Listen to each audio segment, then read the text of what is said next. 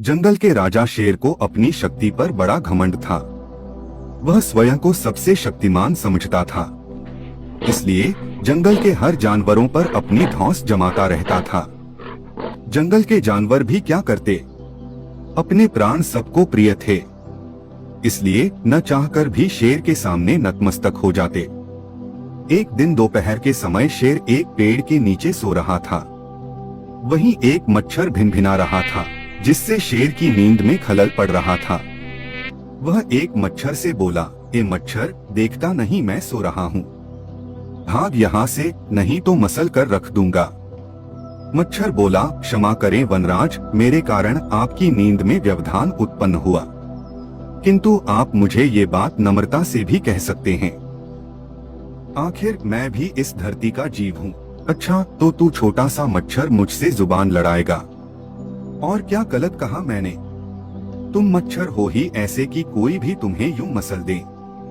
मैं तो ये बार बार कहूंगा, क्या बिगाड़ लोगे तुम मेरा? मच्छर को शेर की बात और व्यवहार बहुत बुरा लगा। वह अपने साथी मच्छरों के पास गया और उन्हें सारी बताई। सभी मच्छरों को शेर की बात चुभ गई।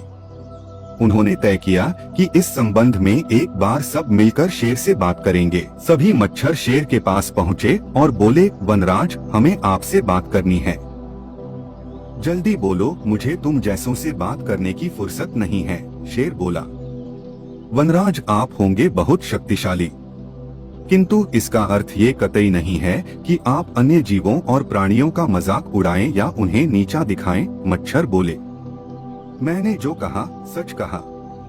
मैं सबसे शक्तिशाली हूँ और मुझे कोई हरा नहीं सकता। घमंड में चोर शेर गरजा, ऐसा नहीं है। अगर आप शक्तिशाली हैं, तो हम में भी इतना सामर्थ्य है कि आवश्यकता पड़ने पर हम किसी का भी सामना कर सकते हैं और उसे हरा सकते हैं। हम आपको भी हरा सकते हैं। मच्छर भी चुप न रहे। यह सुनकर शेर हंसते हुए बोला, तुम लोग मुझे हराओगे? तुम लोगों की इतनी हिम्मत कि मेरे सामने आकर ये बात कहो। मेरी शक्ति का अंदाजा नहीं है तुम्हें, अन्यथा ऐसा कभी नहीं कहते। अभी भी समय है, भाग जाओ यहाँ से, नहीं तो कोई नहीं बचेगा। शेर के घमंड ने मच्छरों को क्रुद्ध कर दिया। उन्होंने ठान लिया कि इस शेर को मजा चखा कर ही रहेंगे। वे सारे एकजुट हुए और शेर पर टूट पड़े। वे जगह जगह उसे काटने लगे। वह दर्द से कराह उठा।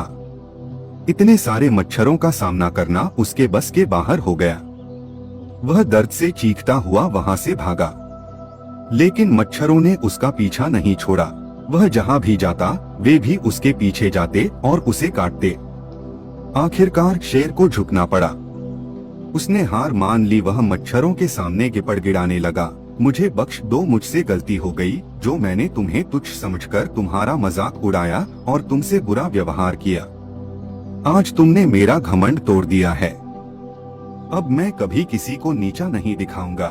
मच्छरों ने शेर को सबक सिखा दिया था, इसलिए उन्होंने उसे काटना बंद कर दिया। वे बोले, घमंडी का घमंड कभी न कभी अवश्य टूटता है। आज तुम्हारा टूटा है। घमंड करना छोड़ दो, अन्यथा एक दिन ये तुम्हें ले डूबेगा। और कभी किसी प्राणी को नीचा मत समझो, हर किसी का अपना सामर्थ्य और शक्ति होती है। शेर तौबा करते हुए वहां से भाग गया। शिक्षा घमंडी का सिर नीचा।